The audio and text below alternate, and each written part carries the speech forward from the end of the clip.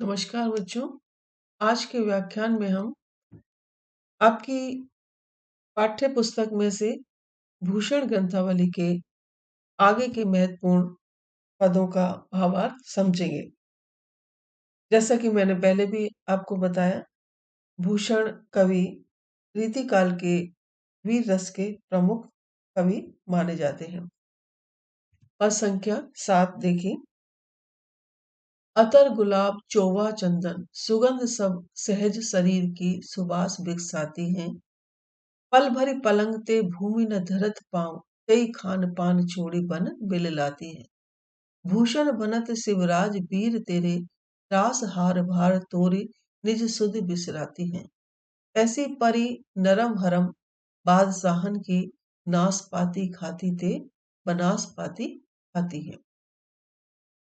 इस पद में भूषण ने शिवाजी के शौर्य के कारण शत्रु पक्ष की भयभीत दशा का बहुत ही सुंदर चित्रण किया है।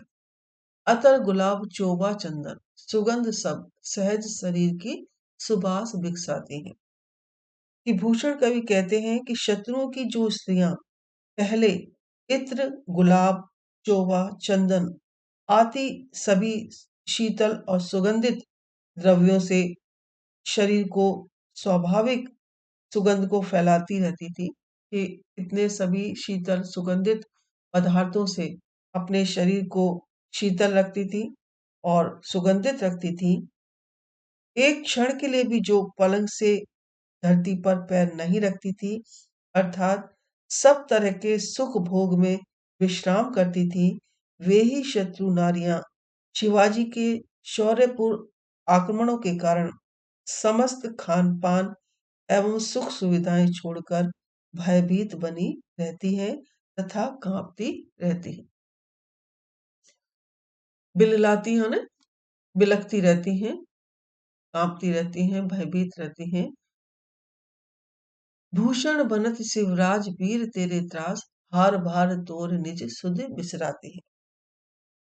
भूषण कवि कहते हैं कि हे वीर शिवाजी, आपसे भयभीत होकर शत्रु नारियां अपने हार आदि आभूषणों की सज्जा को तोड़कर अपनी चेतना को भूल जाती है, निज सुध बिसराती हैं, कि अपने होश भूल जाती हैं। ऐसी परी नरम बात चाहन की नाशपाती खाती थे बनासपाती खाती है। कि मुगल बादशाहों की वैभवमय महलों के रनिवासों में उनकी नारियां इस तरह भयभीत पड़ी रहती हैं, अर्थात महलों को छोड़कर इधर उधर भटकती रहती हैं। पहले वे नाशपाती आदि फल खाती थी, परंतु अब वे बनासपाती खाती हैं, अर्थात वे जंगली बेल पत्तियों को खाकर अपना जीवन यापन करती हैं। ये सारे सुख भोग उनके अब आपके भय से छूट गए हैं। शिवाजी के पराक्रम का यहाँ पर भूषण ने बहुत ही सुंदर वर्णन किया है। शत्रु पक्ष की भयभीत दशा को प्रतिनायक की दृष्टि से यहाँ पर दर्शाया गया है। अनुप्रास यमक श्लेष अलंकार का सुंदर प्रयोग है। कवित्व छंद है और ब्रज भाषा है, ओज गुण है और वीर रस है। पद संख्या 8 देखिए। सौंधे को आधार किसमिस जिनको आहार चार अंक लंक मुख चंद के समानी है। ऐसे अरिनारी शिवराज वीर तेरे त्रास पायन में छाले परे काय कुमलानी है। ग्रीष्म की तपती की विपत न कहा कान सुनी कंज की कली से बिनु पानी मुरझानी है। तोर के छरासो अक्षरा से यो निचोर कहे तुमने कहे ते कंत मुक्ता में पानी है। भूषण द्वारा वीर रस से संबंधित है ये पद। इसमें शिवाजी के शौर्य और उनसे भयभीत शत्रु पक्ष का सुंदर चित्रण किया गया है। सौंधे को आधार किसमिस जिनको आहार।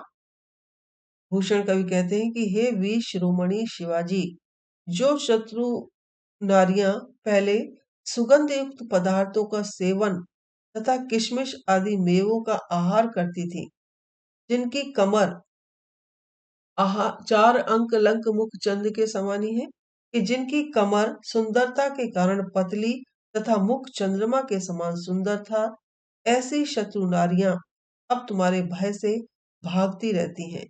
इस कारण उनके पैरों में छाले पड़ गए हैं।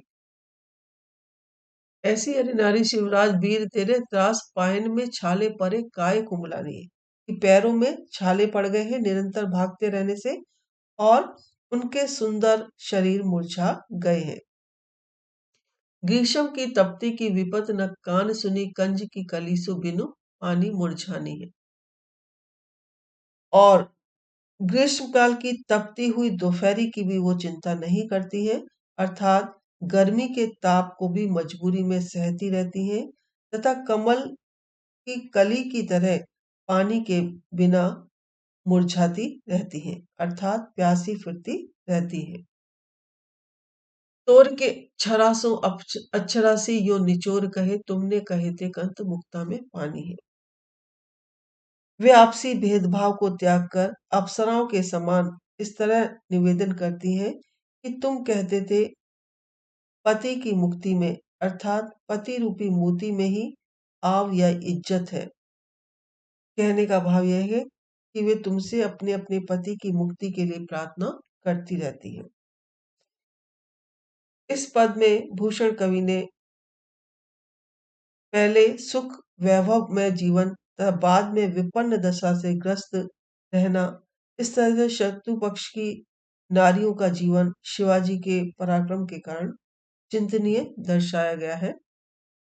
अनुप्रास, श्लेष, उपमा, विनोक्ति अलंकार का सुंदर प्रयोग हुआ है।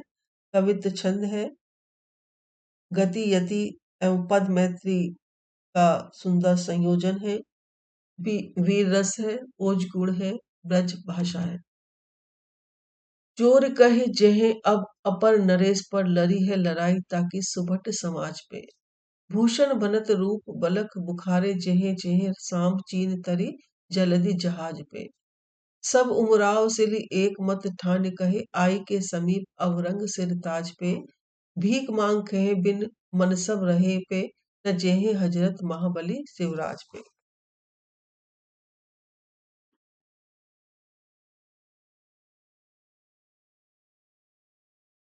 यहाँ पर भूषण ने शिवाजी के शौर्य को लेकर शत्रु में मची खलबली और आतंक तथा भय का वर्णन किया है। जोर कर जेह अब अपर नरेश पर लड़ी है लड़ाई, ताकि सुबट समाज में। भूषण कहते हैं कि शत्रु पक्ष के योद्धा कहते हैं कि शिवाजी की पराक्रमी सेना से अन्य कोई राजा युद्ध करे या अपनी ताकत दिखाए तो दिखाते रहे, परंतु हम अब उसके लिए सक्षम नहीं है। भूषण बनत रूम बलक बुखारे, जेहे जेहे साम चीन तरी जलद जहाज पे।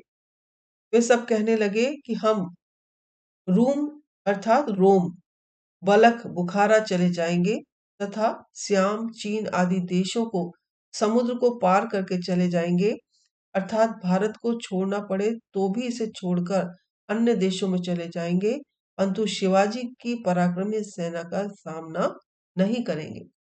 सब उमराव सिल एक मत ठान कहे, आई के समीप अवरंग सिरताज पे।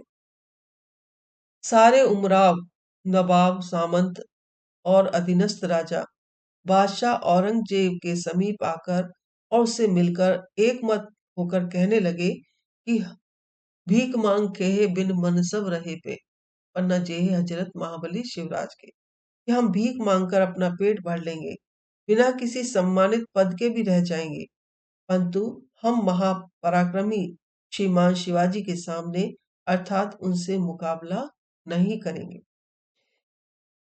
कहने का भाव यह है कि बादशाह औरंगजेब के अधिकतर उमराव मुगल थे। उनके पूर्वज बलख बुखारा से यहाँ आए थे। इसी आशय से कवि ने उन स्थानों का यहाँ पर नाम लिया है। शिवाजी के शौर्य एवं कुशल सैन्य प्रायण को देखकर शत्रु पक्ष के योद्धा एवं नवाब आदि हमेशा भयभीत रहा करते थे। इस ऐतिहासिक सत्य की ओर यहाँ पर भूषण ने संकेत किया है। अनुप्रास, विनोक्ति, काव्यलिंग अलंकार का सुंदर प्रयोग इस पद में देखने को मिलता है। कवित्व छंद है, ब्रज भाषा है और भोजपुर है।